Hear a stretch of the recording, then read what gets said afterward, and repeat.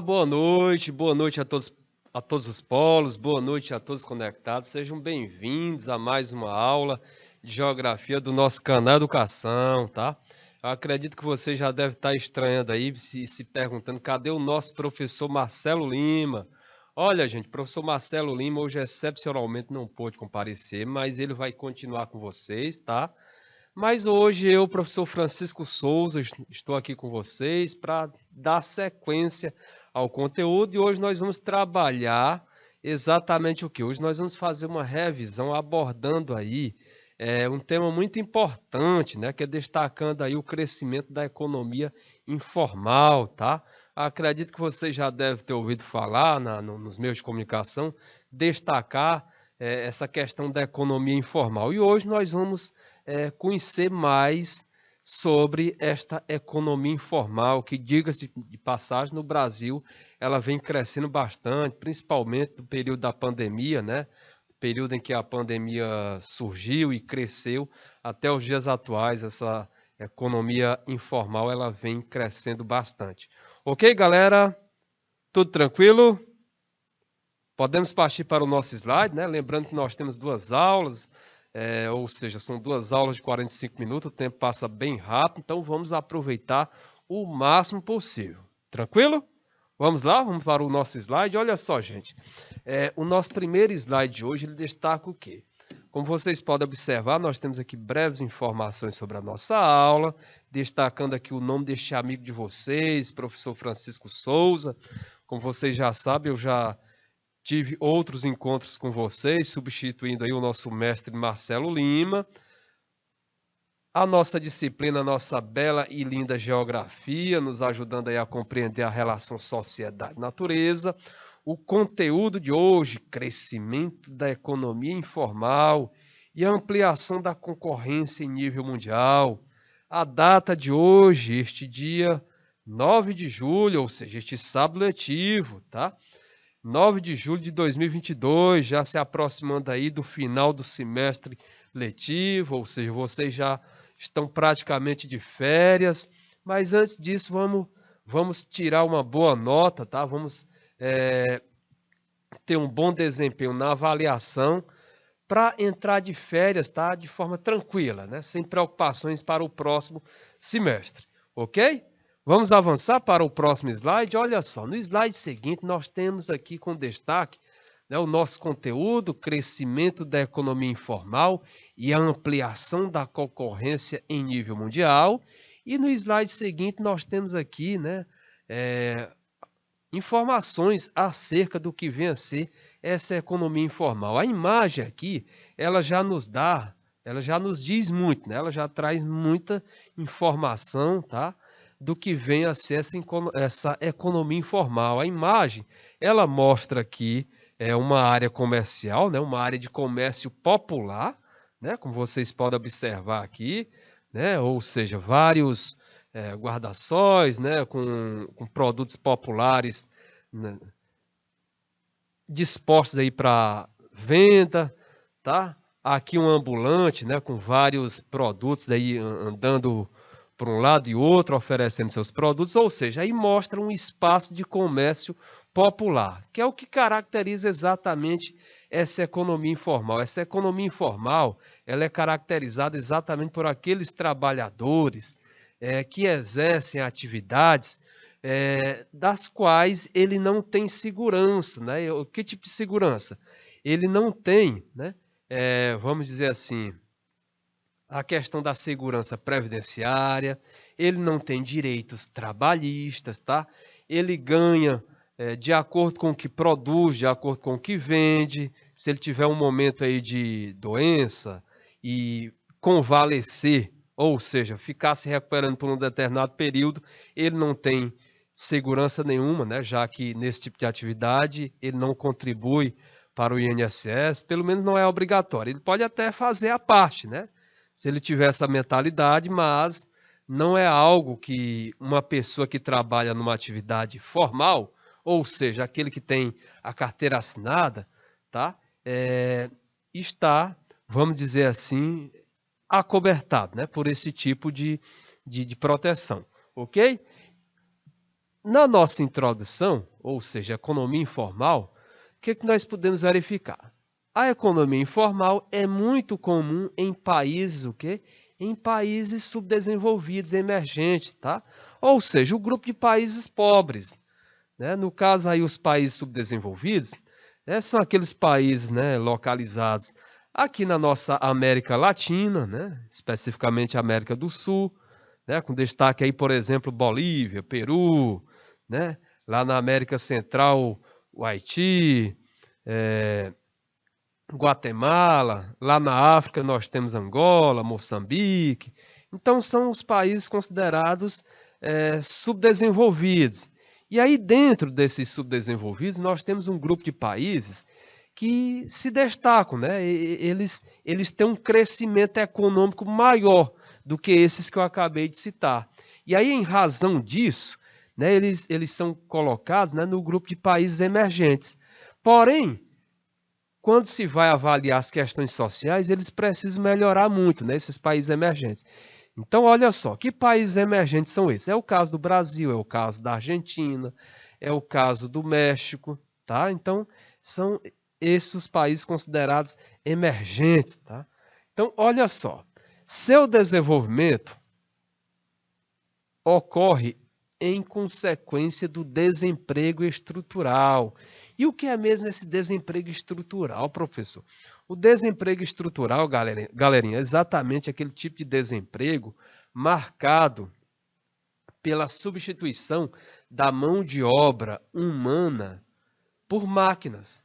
Então, a partir do momento em que a empresa passa a se automatizar, né, a investir em maquinário, e aí ou seja, esse maquinário passa a realizar atividade que antes era feita por pessoas, nós temos o chamado desemprego estrutural, né? Aí aquele trabalhador, né, vai ficar sem o seu posto de trabalho e aí muitas vezes acontece até mesmo do seu posto de trabalho desaparecer. E aí esse trabalhador tem que se reinventar, né? Tem que se qualificar, buscar um outro tipo de atividade, né? Para que assim ele encontre uma nova oportunidade, né? Seja alocado num novo posto de trabalho. Tá? Então, o desemprego estrutural ele é caracterizado dessa forma. Exatamente, né, pelo fato aí do avanço da robotização aplicada em determinadas indústrias, empresas. Então, aquilo ali faz com que o trabalho humano fique de lado. Afinal de contas, a máquina ela não reclama, a máquina ela não tem problema de saúde, ela não tem direitos trabalhistas, né? Afinal de contas, o que nós ouvimos muito falar pelos nossos empregadores, principalmente aqui no Brasil, é que empregar custa caro, né? Ele alega que não é só aquele salário, né, aquele valor líquido que o empregado recebe. Ele alega que existe uma série de encargos e aí a questão do empregar termina saindo caro, tá? Dando continuidade, e aí, em razão disso, investir em máquinas termina sendo uma boa opção, apesar de ser caro, né? Mas é bom para o empregador, né? Para o empregado, né? Para a população, olhando pelo lado social, não é vantajoso, tá? Então, olha só, seu desenvolvimento ocorre em consequência do desemprego estrutural, tá? Da cobrança de tributos. Então, o que é que acontece? Com o desemprego estrutural, que nós já destacamos as características, essa pessoa ele vai ficar sem trabalho e aí ele precisa sobreviver. É claro que ele vai partir para uma outra atividade. Se ele não encontra trabalho naquela função que ele tem experiência, que ele trabalhava na empresa da qual ele foi demitido, ele vai ter que usar a criatividade, né? Vai ter que partir por buscar um novo ganho. E aí entra essa economia informal, né? Essa economia informal, como vocês observam aí na imagem, é o comércio ambulante, camelôs ambulantes, é a própria atividade de aplicativos, tá? Ou seja, motorista de aplicativo. Vocês sabem, ele não tem carteira assinada. O Uber, o 99, né? Essas empresas elas não assinam carteira, né? Ou seja, o trabalhador ele ganha pelo que ele produz diária, ele ganha com base no que ele produz, né? nas corridas que ele executa diariamente. Da mesma forma são os entregadores também por aplicativos, né? Essas empresas que entregam alimentos, entregam produtos aí por aplicativos. Então, é outro grupo aí que se encaixa nessa economia informal. Tá?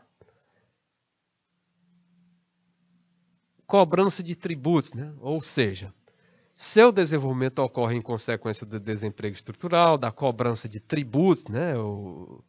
Que aí faz com que determinados empregadores, né, não empreguem, exatamente pelo que nós falamos anteriormente. Afinal de contas, empregar custa caro, dá uma série de encargos, o governo tem que atuar exatamente para rever isso, analisar isso, para fazer com que esse empregador volte a empregar. Outra coisa, outro ponto que nós destacamos aqui, e da burocracia para atuar legalmente, tá? Os consumidores, por sua vez, são atraídos pelos baixos preços desses produtos, né? Os produtos que vocês estão observando aqui. Então, os consumidores, eles são atraídos pelos baixos preços desses produtos, né? Visto que alguns objetos, CDs, DVDs, roupas, programas, jogos de computador, etc., né, originais possuem valores elevadíssimos, né? Ou seja,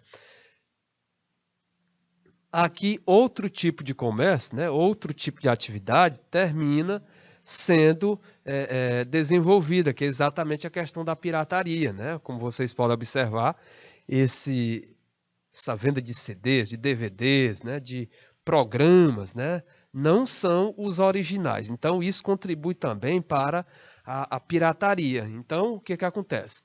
Os consumidores, em decorrência do quê? Em decorrência exatamente do baixo poder aquisitivo, né?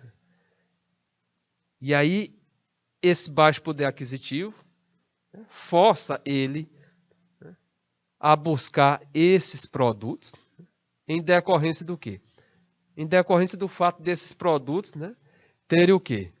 Terem valores menores, já que os originais, como nós estamos destacando aqui, têm o preço muito elevado. Tranquilo? Alguma dúvida, galerinha? Alguma pergunta? Você que está nos assistindo aí pelo YouTube, pelo nosso IPTV, alguma pergunta? Tá tranquilo? Podemos avançar? Então vamos lá, vamos partir aqui para o nosso próximo slide, tá? Olha só, no Brasil estima-se que 1/3 dos cigarros consumidos seja contrabandeado, né? Aliás, cigarro nem deveria existir, né? Só causa mal à saúde, né? É um tipo de compra na qual tu vai prejudicar a tua saúde, né? E posteriormente tu vai gastar mais ainda para recuperar a tua saúde.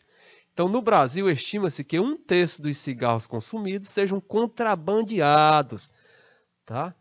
500 mil peças de roupas falsificadas sejam produzidas por mês e cerca de 50% dos programas de computador vendidos sejam falsificados, tá? Então, ou seja, o baixo valor desses produtos, né, e o fato da população ter um poder aquisitivo baixo.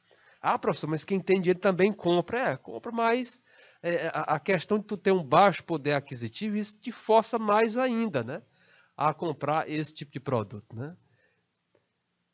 Além da produção nacional, o país é grande receptor de produtos falsificados, né? No caso aí, produtos oriundos da China, Singapura, Malásia e Paraguai, né? Inclusive o Paraguai ficou até com esse estigma quando se fala, porque lá não é só produto falsificado, né? Lá tem produtos de qualidade elevada, mas quando se fala que é do Paraguai, devido a esse estigma, essa característica, né, de associar com produto falsificado, né, já se tem uma certa desconfiança, né? Esse tipo de atividade, galera, afeta diretamente o produto interno bruto nacional. Então, olha só, esse tipo de atividade afeta diretamente o produto interno bruto nacional, visto que muitas mercadorias são o quê? São fabricadas e vendidas sem o pagamento de impostos. Então, o que é que acontece? O país, o governo, ele deixa de arrecadar, né? Ele deixa de arrecadar tributos, já que esse comércio, né, de produtos falsificados, né, de produtos ilegais, né, em decorrência desse comércio, o que acontece? O poder público, o governo, não arrecada, né? E isso vai contribuir, isso vai ter como consequência uma queda do PIB. E o que é o mesmo PIB? O PIB é o Produto Interno Bruto, que é equivale, né, à soma de todas as riquezas produzidas no país em um determinado período, né, num determinado espaço de tempo. Então, na composição desse PIB entra aquilo que é gerado pelo setor primário. Qual é o setor primário? O setor primário é aquele setor que tem como representante a agricultura, ou seja, as empresas que atuam na agricultura, tá? A pecuária, a extração de minérios, tá? O setor secundário, aí entra o quê? Entra as empresas que atuam no ramo da indústria, no ramo da construção civil, o setor terciário, as empresas que atuam no comércio, as empresas que atuam no serviço. Então, a soma, né, o PIB equivale à soma das riquezas produzidas por estas empresas que atuam nestes setores da economia. Então, vocês observam que na composição desse PIB, né, vem valores de diversos setores da economia. E nesse caso aqui que nós estamos destacando, né, já que no Brasil 1/3, né, de cigarros consumidos é fruto de contrabando, mais de 500 mil peças de roupa são falsificadas por mês, mais da metade dos programas de computadores que são vendidos também são falsificados. Então, o que acontece? Isso está fora do âmbito do governo. Aí o que acontece? O governo não arrecada, né? Não obtém parte dos valores desses produtos por meio dos impostos, né? A imagem ao lado, ela mostra exatamente um tipo de produto que é bastante falsificado, né? Falsificado em decorrência exatamente da fama que esta marca possui, né? Ou seja, os produtos dessa marca aqui, quem usa, né? Vamos dizer assim, tem um certo status. Então, essa marca aí, ela é muito pirateada, né? Ou seja, determinados produtos são fabricados e aí, em decorrência exatamente da relevância, né, vamos dizer assim, da fama que esta marca possui, aí coloca-se essa marca exatamente para dar mais valor àquele produto, ok? Compreenderam? Alguma pergunta? Alguma dúvida? Então, olha só, galera, no slide seguinte, o que nós podemos observar? Então, antes de partir para o slide seguinte, observe aí nas últimas 3 linhas, né, que se toda a economia informal se legalizasse, então observe aí o quanto, né, o Brasil, o país perde, né, com este tipo de comércio. Se toda a economia informal se legalizasse, o PIB brasileiro poderia ter um aumento de 30%. Então, observe aí, né, o acréscimo que iria ser gerado, né, no PIB do país, no Produto Interno Bruto do país. Né? Ou seja, mais de um quarto, né? 30%. O combate à economia informal ocorre de forma ineficaz, né? E a população, então, esse combate à economia informal ocorre de forma ineficaz e a população, através da aquisição dessas mercadorias, contribui bastante, né, para o fortalecimento desse circuito, né?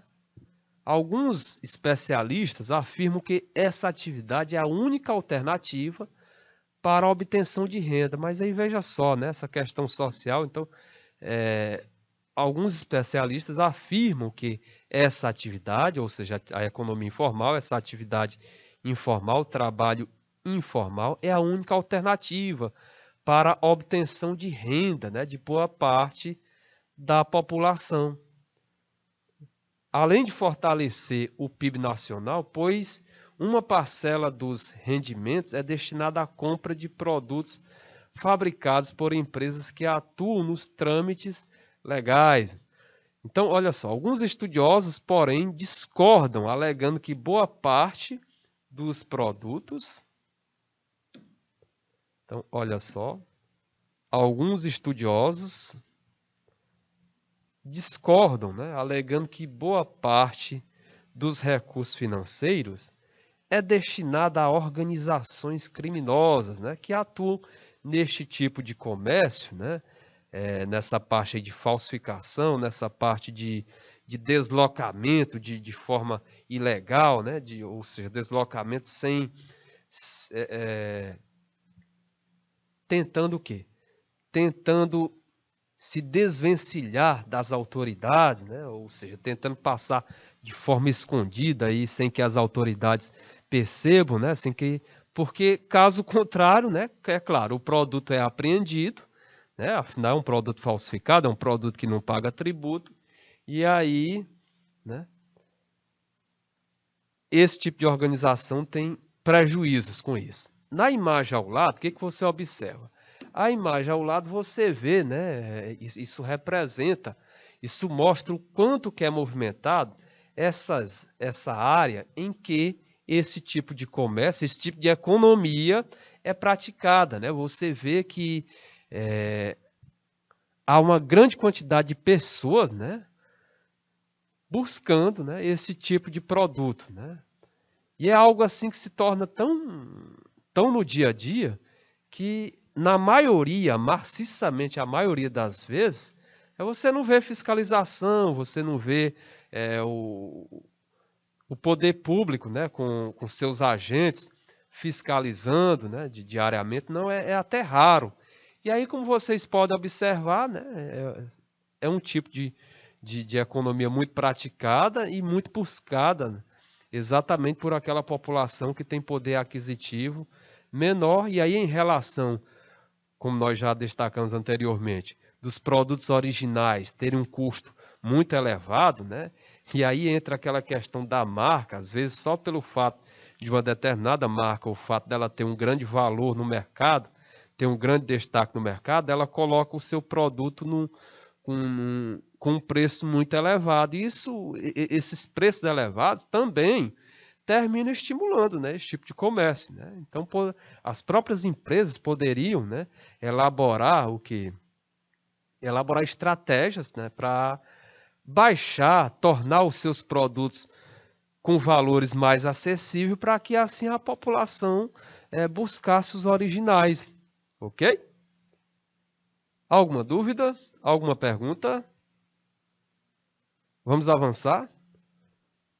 É um assunto bem fácil, né? Bem simples de entender, afinal está no dia a dia, está nos meios de comunicação, está na mídia, muito abordado. Então, olha só, o trabalho informal, né? Como vocês podem observar, a imagem aqui, ela mostra um trabalho informal. Agora, gente, olha, não confundam trabalho informal, né, com trabalho ilegal, com trabalho desonroso, com trabalho desonesto, tá? Trabalho informal é um trabalho honesto, viu? Como o próprio exemplo, a própria imagem aqui mostra, né? Uma pessoa trabalhando no dia a dia, no sol, de sol a sol, como diz, né?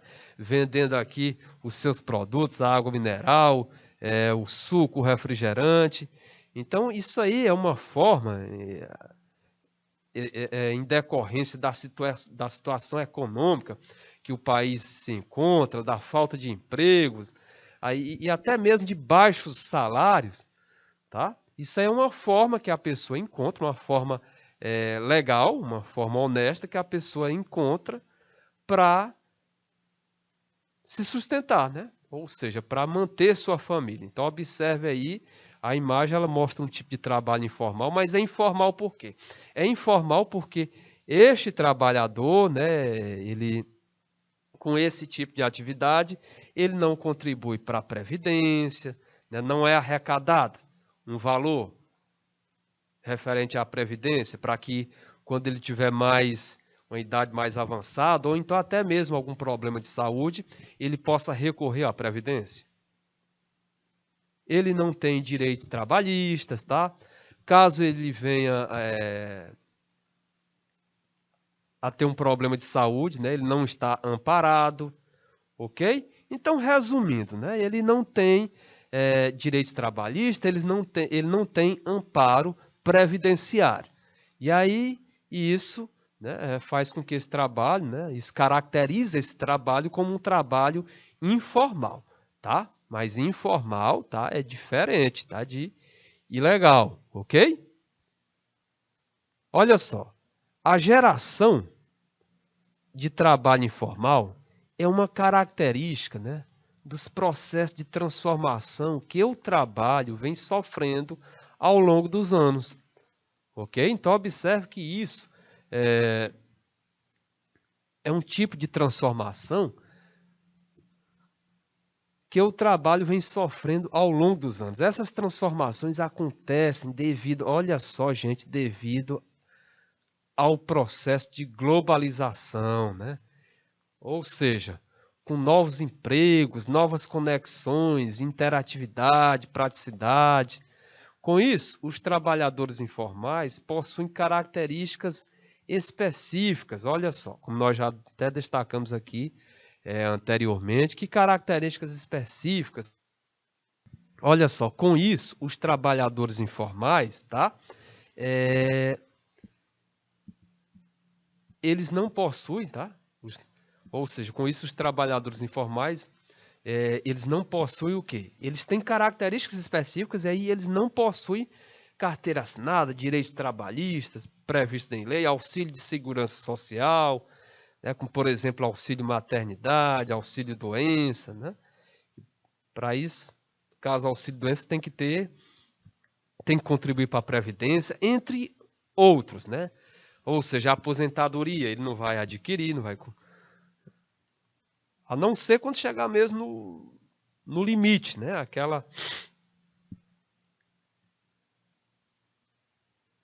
Olha só, dessa forma trata-se daquela atividade laboral que não é regulamentada pelo Estado. Então, é aquele tipo de atividade laboral relativa a trabalho, viu, galera? Toda vez que ouvir falar em laboral, é relacionado ao trabalho. Então, dessa forma, trata-se daquela atividade laboral que não é regulamentada pelo Estado, tá? Então, avançando para o nosso próximo slide, causas do trabalho informal. As causas desse tipo de trabalho são as mais variadas. Então, são diversas as causas desse trabalho que fazem as pessoas buscar o trabalho informal. Então, esse trabalho é uma realidade cada vez mais presente na sociedade, principalmente, tá?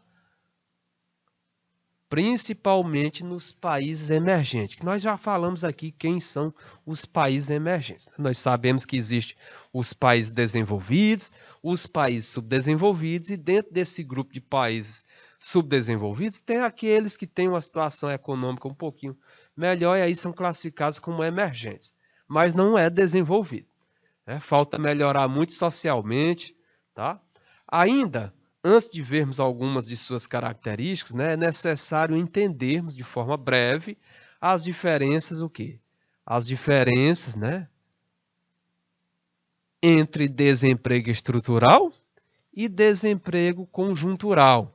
Então, olha só, galera, o que vem a ser o desemprego estrutural e o conjuntural. O desemprego estrutural é aquele que ocorre, né, com a adoção de novas tecnologias, né, máquinas mesmo, né, em alguma etapa do processo ou em alguma função exercida na cadeia trabalhista.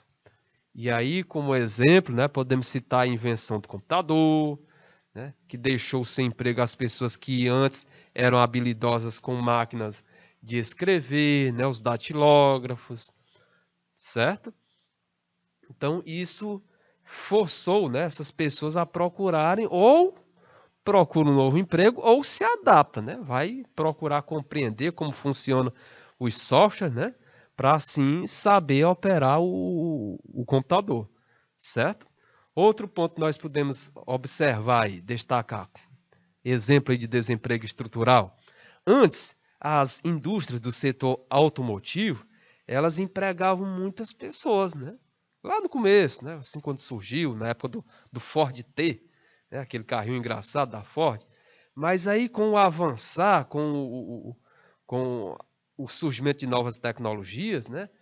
A robótica, então, atualmente, essas indústrias automobilísticas, você vê, né, muitos robôs, né, muitos braços mecânicos fazendo o trabalho que antes era feito por humanos, né? Isso faz parte também do desemprego, isso representa o desemprego estrutural, né? Assim também como aqueles caixas eletrônicos, né? Que faz muitos trabalhos que antes era feito pelo técnico bancário, mas aí ele, ultimamente, executa muitas atividades que antes só se fazia diretamente lá na agência. Então aquilo ali contribui também para o desemprego. É bom para a população, mas também contribui, né? Se você analisar mais a fundo, conclui-se que aquilo ali termina reduzindo postos de trabalho, né? Termina fazendo com que uma determinada gama de pessoas fique desempregada, ok? Já o desemprego conjuntural. Olha só, gente, o desemprego conjuntural, tá? Esse desemprego conjuntural, ele ocorre quando há uma crise econômica, tá? Lembra daquela crise que ocorreu em 2008, mercado imobiliário, começou lá nos Estados Unidos, depois se espalhou para o resto do mundo, né? Afinal de contas, devido à importância econômica que os Estados Unidos possuem, o que ocorre lá termina se refletindo, termina repercutindo por outras partes do mundo, tá? Então, esse desemprego conjuntural ocorre quando há uma crise econômica no país, seja interna ou externa. Aí nós podemos lembrar também daquela crise de 1929, também ocorrida lá nos Estados Unidos, né? Uma crise decorrente aí da superprodução ou subconsumo, né? Essa crise de 1929, que aí também teve um efeito muito grande pelo resto do mundo, por outras partes do mundo. Então esse desemprego conjuntural, galera, ele ocorre quando uma crise econômica no país ocorre, né, em um país, seja interna ou externa. Esse tipo de desemprego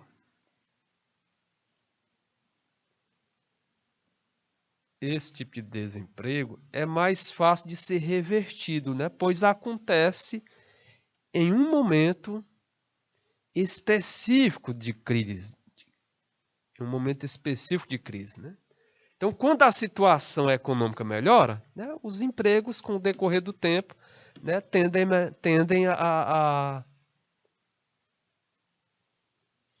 serem gerados novamente, né? Então, quando a situação econômica melhora, os empregos tendem a voltar. Tranquilo? Alguma dúvida? Já estamos nos aproximando aqui do fim do nosso primeiro tempo, né? Do nosso primeiro time. E aí, alguma colocação a fazer? Você que está nos assistindo aí pelo IPTV, você que está nos assistindo pelo YouTube. Lembrando, não conclua a nossa aula ficando com dúvidas, tá? Olha só, galera. Com relação aos nossos conteúdos, né, é muito importante, né, destacar para vocês que não só esta aula que você está assistindo, né, mas outras aulas, né, do nosso canal Educação, de outras disciplinas, estão disponíveis no nosso AVA, né, no nosso ambiente virtual de aprendizagem. E aí lá é a oportunidade de você assistir, rever a aula mais uma vez. Vamos imaginar que você assistiu a aula, olha, mas ainda ficou dúvida. Então lá é a oportunidade de você assistir uma, duas, três vezes para que assim aquele conteúdo fixe melhor. Lá é a oportunidade de você assistir uma aula que eventualmente você tenha perdido em decorrência de uma questão particular sua, um problema de saúde, ou mesmo uma questão técnica aí da área, né? Afinal de contas, a internet é boa, mas a nossa internet, o sinal que nós falamos, não especificamente aqui do nosso canal, mas eu digo o sinal de uma forma geral que é disposto aqui para o nosso país, precisa melhorar muito, tá? Há quem dera se nós tivéssemos uma internet parecida com a lá da Coreia do Sul, né? Que é uma velocidade bem rápida, uma cobertura grande. Então, se vocês tiverem um problema com relação a sinal, aí, quando o sinal retornar, lá no alvo é a oportunidade que você tem para rever aquela aula que você perdeu. Ok? Então, não esqueçam aí de acessar o nosso ambiente virtual de aprendizagem. O acesso é bem simples, está bem simplificado. Não tem login, não tem senha. Ou seja, é o caminho livre, né? Bem fácil o acesso, ok? Olha só, vamos para o slide seguinte. E no slide seguinte nós temos aqui duas imagens, né, que mostram exatamente, né, que procura ilustrar o desemprego estrutural. Olha só, aqui nós temos o chamado, aqui é característico do desemprego estrutural. Estou observando aí a máquina fazendo o trabalho que antes era feito por humanos, tá?